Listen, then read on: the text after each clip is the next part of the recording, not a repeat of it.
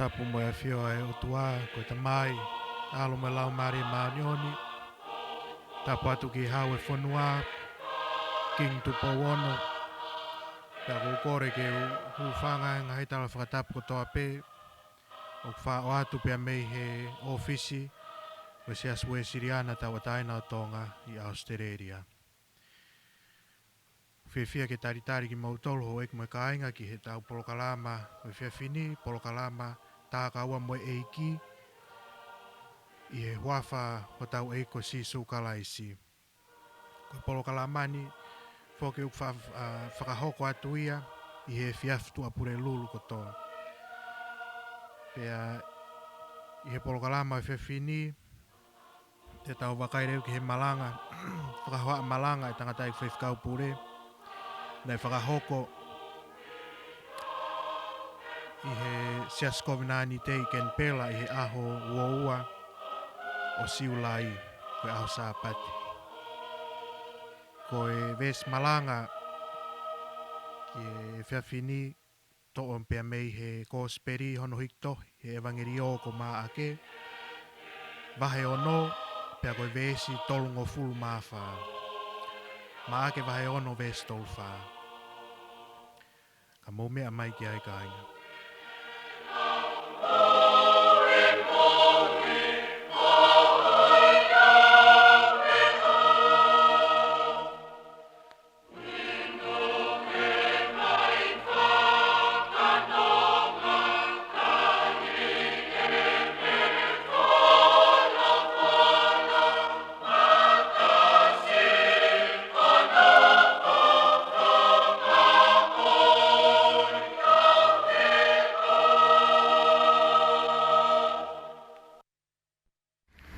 Tape mo e awhia e tō tahai o tua, ko ta mai pe mo e alo, pe mo lau mare maani oni.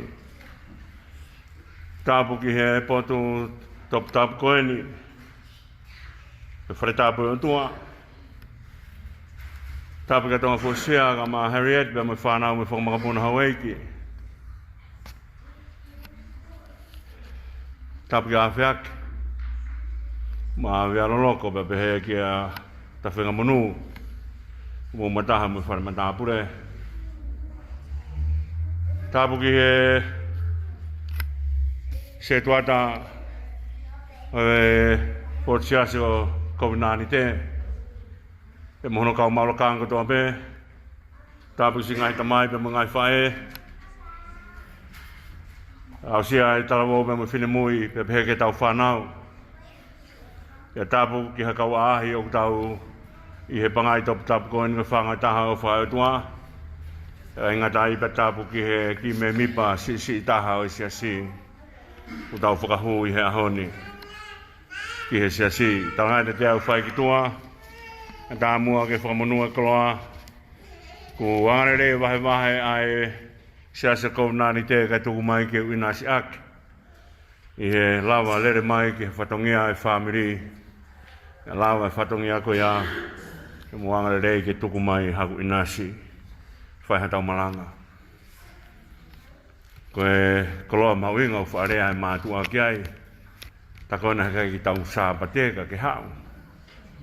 Nau mau e whainga maria ke tau ki Sapate pa ku whai ai whia ai. Ko e ki la vebe whoke o toka pēa se tuatā.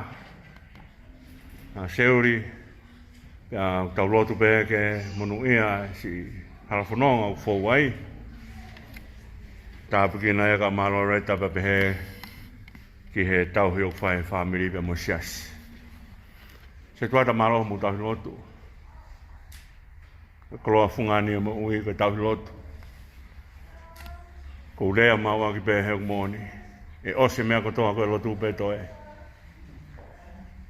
Mea pēne tolonga tangata. O malo hamu tau he lotu whakaku kawhi whai whatongia. Ma ofa mai pē me i sene. Ki he tau he lotu o mou whai. Kaku moni whaka kolomu aini. Hange pē ko e whetapana ke whai nai. Ko e whitu wani u whai ai e whailoa ki anga ko Kenipela aini. Tau mao say hello to each other. Tau whai ai whiwhia. Ko e potfolfola tō ke whai mea i hamalanga i e ahoni uto bea me KOSIPELI o ki tohi e MA'AKE. Ko e ono i wahe paka tolunga fulma wha i veesi. Pia i ene hifo ki uta nani ilo fuka kai lahi. Pena langa honu whatu i he ofa ka teki nau tōlu ka uhi. Ko nau hange a whangasipi na i kai hanau tauhi. Pena ni hanga o ako ka teki nau tōlu ai ngahi mea lahi. Ka kawenga hange koe ana mou hiwa aki whawhitai ki o tua ko sisupe ai tauhilelei. Ko sisupe ai tauhilelei. Ko taimi ko uhika e te vita same ko niko manako tahai a mamani same wong fulmato lungu ne kamataki ko hong tauhi a sihova he kai te umasiwa. Ko hanga e te vita auliriki mbea mehe mea kotoa pe ai lau maari atamai loto pe mo sino. Ko hui huka ki ha mea tai malawa ke fuake o tua. Ni hanga o talai e mea ko ni ke mea mahuinga o mo ui ke hatau tauhi. Whanau i mai tau whanau hange ko Seven Sun. Ka mea e whau pau ke huki huki, pau ke fua, pau ke whetong, pau ke whawhanga. Pa tau o hake ko lahi, pa tau tala rewa ku tau lalahi, pa tau tangata ku tau lava tauhi ki tau toli kai. Tala mai ange hataha, une tala mai ke hae mea hoko anai. I kai o ngatahanga tau i loko whai mua meniti pe koe ni. Ko hai o unhanga a fio i halwhanonga. Ko tua ia. Ko taki i halwhanonga tuku hange tuku taha. O kune toka i mananga. Une a fio ai mea katoa pe. I'm sorry for those of you who cannot speak the language. The text this morning is about when the people came and following Jesus and they didn't know. When they followed Jesus, he had compassion for them because they're like sheep without a shepherd. And the only one who can look after us is our Father, our God, and His Son Jesus Christ in the power of the Spirit. Kabao te tau whakatonga e mea koni ko o lea ake mea koni. O te kai kia hasipi ai ui ko sipi kai wao. Ke hola sipi be aska pe tamai ku ale sipi o kai wao. Te kai hame pehe. Ko hano hinga. He ka hola sipi ka hola mon man vai vai. Ko ne hola ko ia ko ke la vai kolosi he tere a me kau kai anga taha ke tafa ke taha tere a ke kai anga ko ia. Loloto a tere a ia. O kuia i whakaman whekai ai. O kai lawa sipi o malu ia. Ko me o kai kia sipi kai wao. Nai tāpe uho sipi ke ai behano tauhi. Behanga te vita o mai e foi ilo ko ia. Behanga tala mai ko hou tauhi a Sihova. O kai ko ne kore ka Sihova ke tauhi ia. O tuana ne toto oni hene o wha. Behanga tauhi tau koro. Nehanga o mai lao. O mai lao ke whakahino hino ake tau lak mātua. Ko hike ilo hala ko e tēnā fōu ai. Ka hanga he tau wak tau mai mo tau wak whae ori ake lao. Teke e lao. Mo mea ko rea kon kou whai he mātua ki ha whanau o wako naki. Ka aki whanau o wako naki pa peherewa he mātua i Tonga. Tamasi o whai. Tamasi o whai e. Pa ka harewa ki whanau ka ki ako naki ia. Ko rea kou whai he mātua i Tonga. Mea ko tai ofa whanau. O ku whailonga o whahano o ange lao. Hako naki ia ke tā whaka ingo ke loto, ke poto e loto he talango fua. Ke siolalo he tau laka mātua ki ai. Ko hui heke mō miniti o ku whai ai unu ai tangata'ape mo whiwhine ke talango fua ke o tua. Ku pau peke ni unu aki ai lau marie o i whakatoa ki lalo.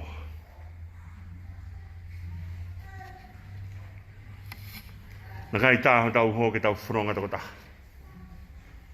Na kai tāho tau ho ke tau whanonga tō taha. Ko me ana una to ai sisu ki he kaua ko he osiko e toi tu hola kaua ko toi. Ta ia tauhi pe ko fola na faheiki e ta ia tauhi pe mo vete ta kanga. To na hola kumi hamo ui pe na pehe ko ngai fu horise fare tene malu ki na tol. Haina toi ki hene toi tu pe mo sina toi tu o kai ki te lawa na tu na ta ofi ta pu ne mata ba ku be sina toi tu ia pe ne ho atu ke te na tolu mo na uri fia pe ho e ki ai.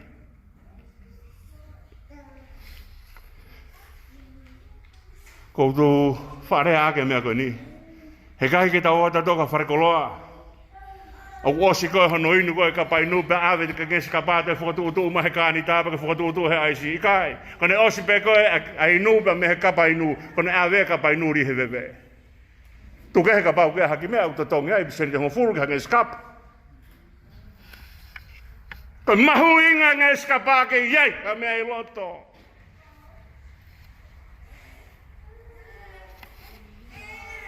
Ta to'o rea vai meha mi loto.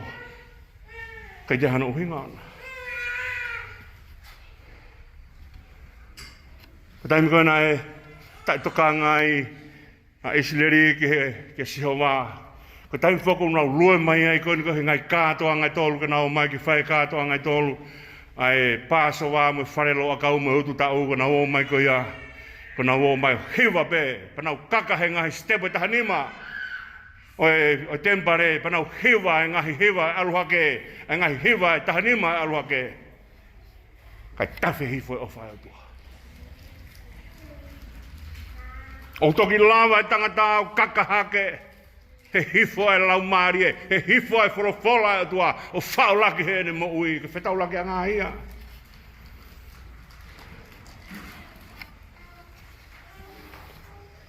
Nere atu ai ku fakahoha'a-malanga ki he vahe ai potunga e whakarisiane ki whahefa pe whaemau ai ilokawa o ku talanoa pēha e kau tangata ki he mahu inga hono tukuange kawa mālo hipe me umea kātoa ko ia hatangi mōne o pito. Mea mahu inga ki tukuange kawa mālo hipe tukuange ngahi mea keke me mahu ngā ki whao ai eiki ki loto. Ko mea ai tene hanga see, e mea mau taimi o mo ui ki tua. Peka pau e kai loto ai eiki, whatonga iange ai ofa. Ko mea pe tahate te lava ofa i, wholofola si su ke he ofa, he mea koe ni. He kai te ke lava ofa ke o tua, te ke ofa ke pānga, he taimi pe taha, koe ka mea pe hei mamani. Ko whao anga i mo ui ai tangata i hono loto, o whao ai pe mea taha. Kau te ofa he pānga e ria ke o tua. Ka te ofa he o tua, ria ke pānga. Mō meniti nai tau ai seu sarema na tokanga pēm he o tua. Mō meniti e hono holoke mea kotoa be i seu sarema e tempare, ai ai ngai whare, pe to'o e kau poto, ka tuku pē toi ngā mea.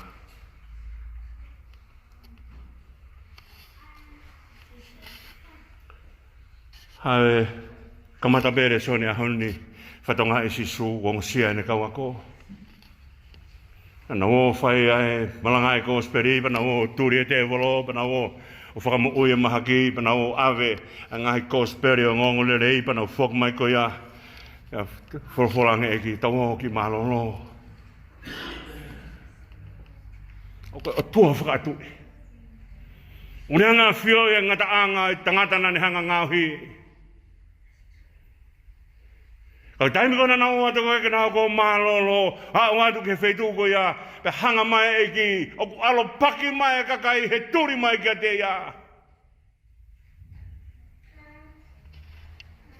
Tama ena langa no whatu e ofa. Ni hanga atu ka nao tolu, no alo paki mai ke o mai ku moui. Tama ena langa no whatu e ofa. Pe tuko malolo ia. He koe whakamatala koe ni koe, o nau apitanga koe na nau iaipa moe ne kaua ko, nai kai mi lava e kai, pakapau kai ki mi lava e kai huanoa e mohe. Pane whakaatui, mō, tauho ki malolo. Ka ni hanga atu koe ki kakai pa tamahina langa na whatu he ofa. Langa. Ko whahinga mea whewhea e tala noa e whatu. Ko tala noa ea ke he uhoi mo ui e tangata langa e lau maari e.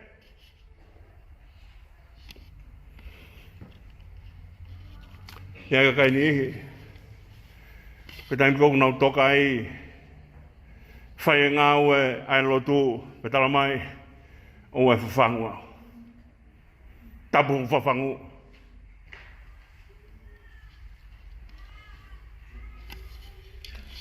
Mōni pe au hela e sino.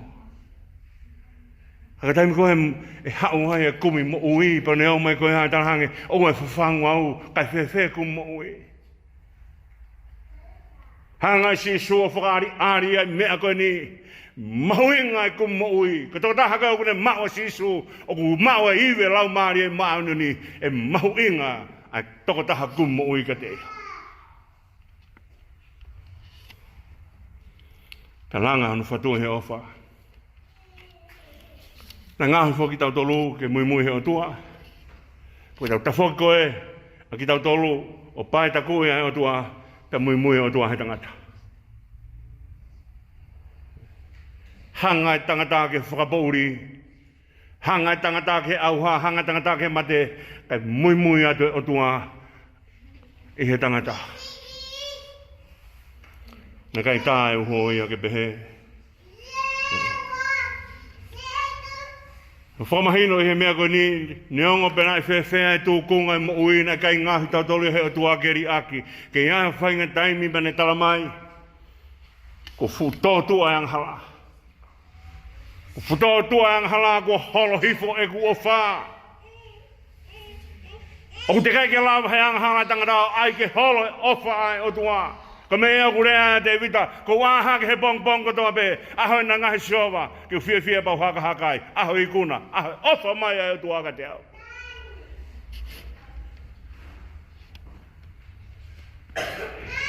Te maina langa anu whatu i he ofa. Ko haia, ko lea ia o tau whaatana, tala noa aki taim kou tau whai whatongi ai, pe tala mai rewa, tukuange a comfort zone.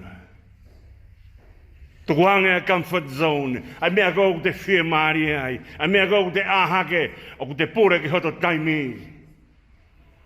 Ai taimi kou tua e tangata mui ka sisu kone hanga atu ki he kakai e langa hanu whatu he ofa.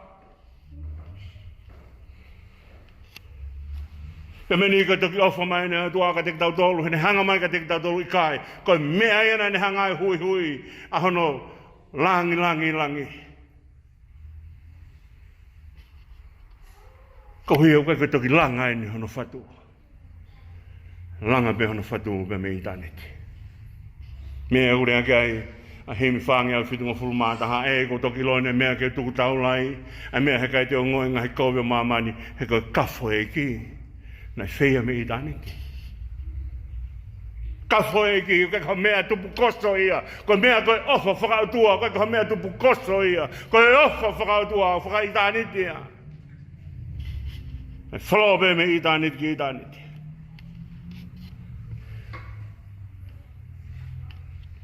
Ka pāti tauhanga o mui he tānoa David Livingstone. Ki tau ilo hai mea koe ni. Hanga inta mai o whakaheke ia i hono tui o lauki ai e tala noa e kau misnare, pene whakapapau pe hene tau hiwāti o alo misnare. Pene ako koe hoko toke tā sino, pene ako koe hoko toke tā teolosia. Pea se koe pa toe onga toke tā e ua koe alu moe ki Afrika. Nane whakaukau ki alu ki siaina. Kai ongo e ui pia me he konkou, pene alu ki konkou o whai ai aine ngāue. Pea kamata ke whaingata ai aine hono marimo ne whanau pa whakafoki nau tolu. Nā mai mo alu ka toki mui atu.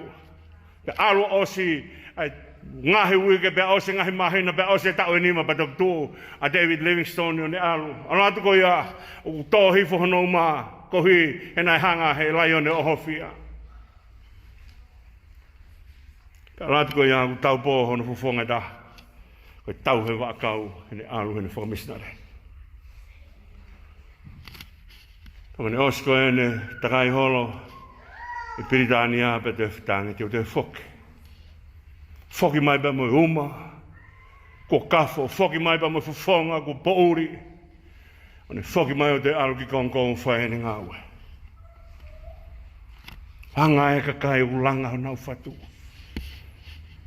Heka mea ia kui ki aia iskeri, tal mai iskeri ka mau mamata atu rewa, ki he hau ai whiri, ifi ai whakataurama.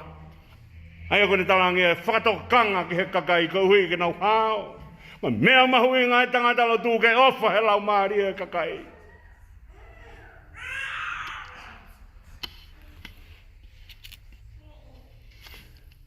Tuka haka neu o mamata hai fui whaiwa kui koe beyond the gate. Whaiwa ia e tala noa ki he tangata ko Jimmy Elliot, foki mai pa me he tau hono wā, pa na o mai ko pailate ia, pa ne huki rewa e toko nima ki na o ki whaitu Ecuador ki matakari o kui ko Kawatani. Ke na o Havea ko speri ki ai, osia ene maari ki ane ki whanau kamata, ke eki haka ene whanau, pako na woko ave ko e mea ofa, na uri mea ofa, pa kamata ke nau pehe, ko omi mea ofa, ai matakari ko ni, pa nai pehe hono whakamatala whaka enfopolosia, ko matakari whakatuta magtaha ni mamani. Pa nau ilo rewa ki whai, mea te lama ke toa e whakapuna, pako ne hao koe whakapuna o tō koe ai, o ku hao e Kawatani o Tamate a Jimmy Elliot. Tamate ai pa mo toko nima, toko whakehe ono kau ngā mea. Ala tu koe a ongo kon koe ki Amerika, o tua ne tamai, te ualo kume, toko tahana ne hanga, o whakapongi hoku whoha. Pa ne tua hao koe a, pa ne alo au ki matakari, pa ne ilo e toko taha kon koe. Tene whaina ne whai kon koe, a whakapongi hono whoha. Pa ne alo ko tamai, ko whalau mai ko ni ki hao talat ka te koe. O ofa maa sisu ka te koe, o ko ofa ka te koe.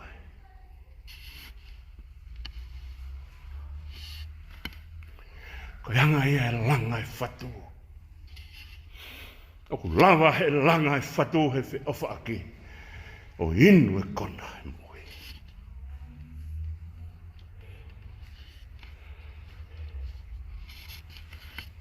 Tānge te vita, te langa e whare masi hawa. Hanga mai ka te au ko nofu whare sita au. Hanga mai ka si hawa ko nofu tēni te pē. Punga e fuaka wā. Whorofolangi o tua te ke langa koa. Te vita ha whare maako. Ika iko langi ko awhianga, ika iko mamani ko topu wae. Toko pukerkere o tua au ki ai. Te langa ha mea ki whawai. O ke tala noa foki ai puna ke, ene tala noa ke o tua lahi koe ni koe, ne ngā he langi mo mamani, pa ne peherewa, o tua lahi koe ni, o ki kai hao e langi mo mamani, o hao he atamai. Hanga ia e ofa ai o tua e te ki tauto. Whakahao mai bea tau te hai o tua ko tamai pe mea lau maari mao nioni, ki he atamai e tangata, ki he loto e tangata, ki he lau maari e tangata. Hao ai o tua lahi.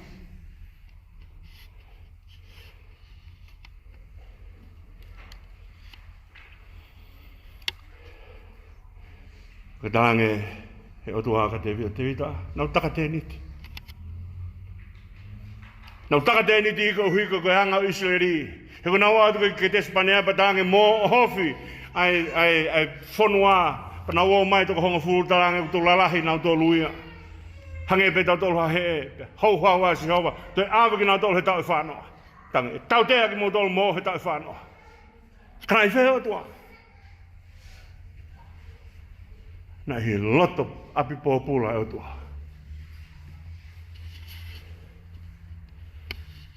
Ka kumi e o tua. O whee ilo anga e o tua. E ilo e pōpula. E ilo he lau maari e kau pōpula ai o tua. O ku tua e hange ko rea ku whai. E tohi mea whakahahe wahe. Tolu baka wesua noa. Ko awen he mata pā kou tu. O tuki tuki ai. Hausia pe hoku lau kau tuki pe. Kau tuki pe.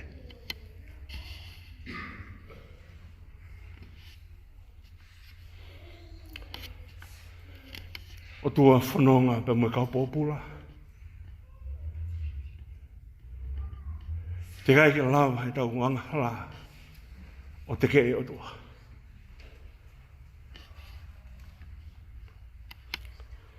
Ko whakore mau be, te mina koe sia tauta e kore mau be, kore si mohima mua ni maa nono himi. O smeai, e tonga fua sea ka o maa Siasi Kovinanite, whakore hiwa himi koni. Ko mea ko ku nofu hoku loto o osia e ku mo ui ka au ke veesi no wha. Ka pehe mai rewa tala noa e puna ke whewhe, o whe oma ke au na tupu areria. Ho ala hoku mata pe ke lau tal mai ko lupe pe au pe mana ia o senge ko yang hala kai foi e tua he o fai no kakai ko me ke vai ngak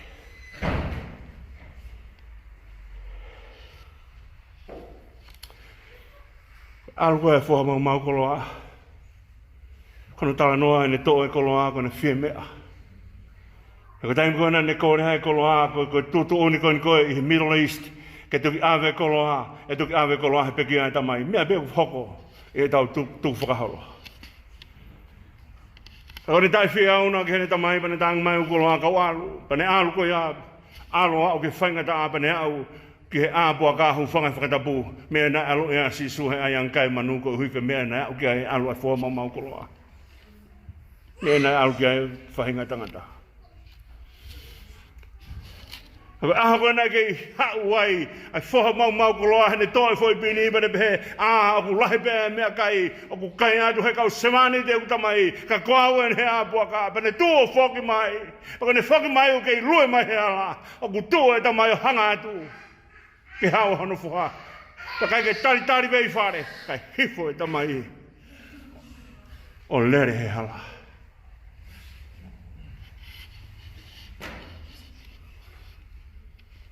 Lere koe ai tamai o bau ke ne hanga tā pelu hono pulu ke olunga. Koe asi koe vai o tamai i he lotonga e hala. Ka mea whakamahia. Mea whamaulalo ia. Kana kai ke toi tokanga e tamai ki hono langi. Ka ne hanga tā pelu.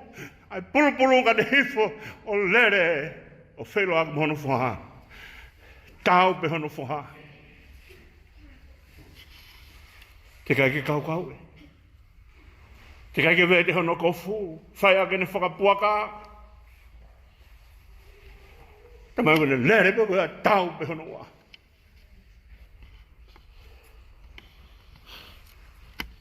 Fe ho fie omakau. Au na tu whariaria. Hoala ho mata pe lau tala mai pe koe koe mana i au. O siang au ta whoke kakai. Me ko ko na fai.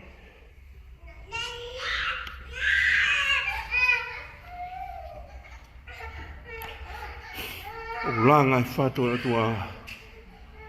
E ofa hanu kakai. Ka ba te mo fatu ngai ai tala ho hoko fai he tohe aluke ho hoko be ma si su fa heke mere mo so siva albe fa ma o ke tua. Kamata ai ta ai tala tu whakaholo koe ni koe hako ia tohi i Mātiu ka mata mea Abraham ke whai mai ke au ka sisu ka mata me he palo me sai o tua he kai te uri ake hoku kakai hei kai te ulavari ake hoku kakai neongo be te utuange hoku alo ta neongo te ne fua kolosi neongo he pekia anga whakaba he kai te ulavari ake hoku kakai o kai komi ui ngai o tua kene te kea ngahala.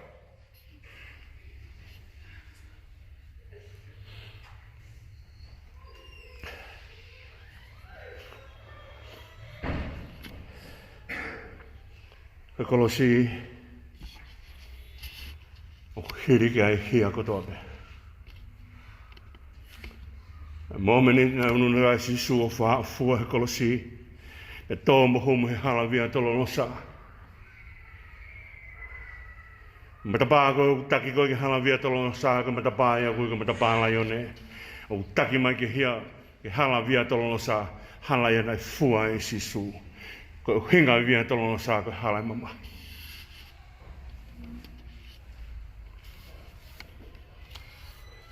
Askoya ba te tu asisu.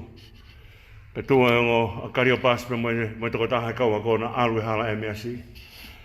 Albe mo tala a ka hae whahinga mea ko ia tala mai nai awe sisu o tutuki, nai awe sisu nai hahaaki, ai kaui mai a pe ai kalaun tala pe tuki a ke whao pe hoka a ke tau, pe tala mai nai awe ki whai toka, ko tala mai aku toi tu, os bea hae tolu toi tu, te kai ke mo ui a ka fo ia ku toi tu, ko hae whakatala noa ko ia.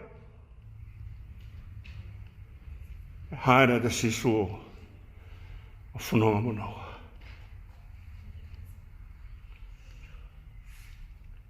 O kone iho tawhaki, whanonga mo koe. O kone iho tawhaki, o whanonga moa. Ko hiki ni hanga whakahino hino mai. Hau ki ha taimi te tau wafe ai. I MS. Toto mai e ki o pakpaki mai.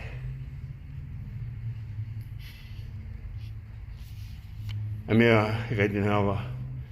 Tala mai he kai kurawa ori aki koe. Tumo ki whaasea ke mea koe ni. Anga whewheha mea te tau whakamatala e hake langa e whatua eki.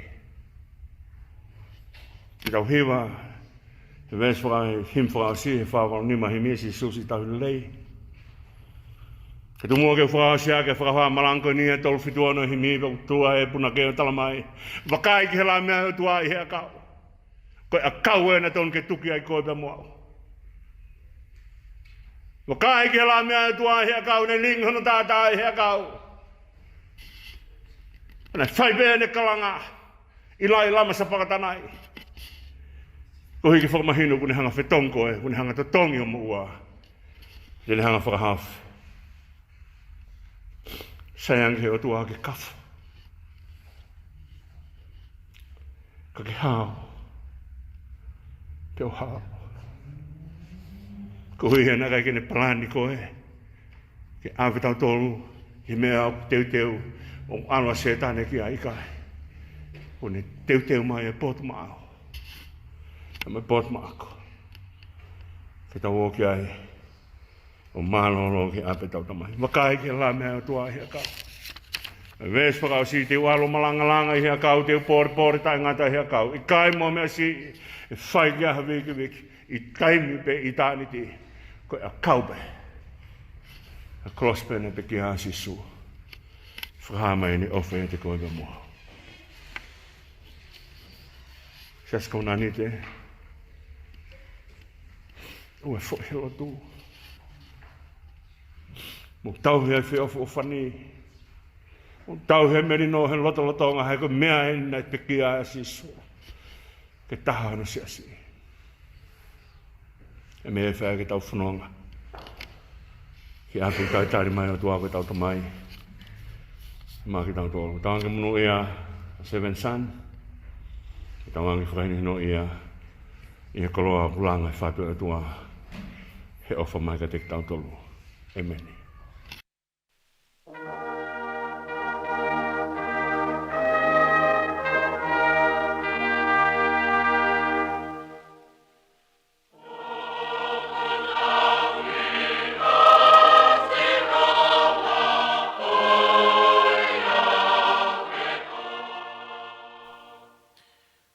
Kainga, ko mo tok mea mai ki he fakahoha'a-malanga tangata'eiki Faifekau Pule nei fakahoko ko ia i Siasi Kovinanite i Kenipela.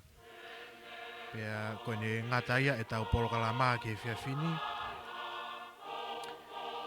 Ko tawange ko eik me kainga na e ongo lere ia tupe hono fakahoko atu e tau polokalama efiafi ni. Whamanatu atu pe. Ka pau o ku iai hamea, o ku mau whetutaki mai ai, ko e website e Siasi, ko e www.sautata.org.au. Te ai atu www.sautata.org.au. O ato ai o whalahi atu ho eik mo kainga pe mehi ofisi TAKAUA mo eiki. Tawange ke whaita pe ki nai pe ki mautolu he tamai mafi. Pea kene tau whetuku atu ai mesi mo keresi ukulahi. Ke uhi ko ngai whatongia uhanga mai a mui. Whamanatu atu pe ai e tau ka veinga ngā we ai polokalamani, tākaua mo eiki. Ki mautolu ka u whainga tā ia, pe whoka ki mautolu ka ainga mo mea mai, o ki ai hataha, o ko ke mahei moia, pe ko ha ka ainga ofi, o kune to whanga i ha whainga ta. Ko tala ofa ia ai o tua ia kalaisi. O ku ofi ai o tua ki he kafo. Pea mo loto lavea mo mawheswhesi. Tawan ke whaitāpu ki nai pe ki mautolu.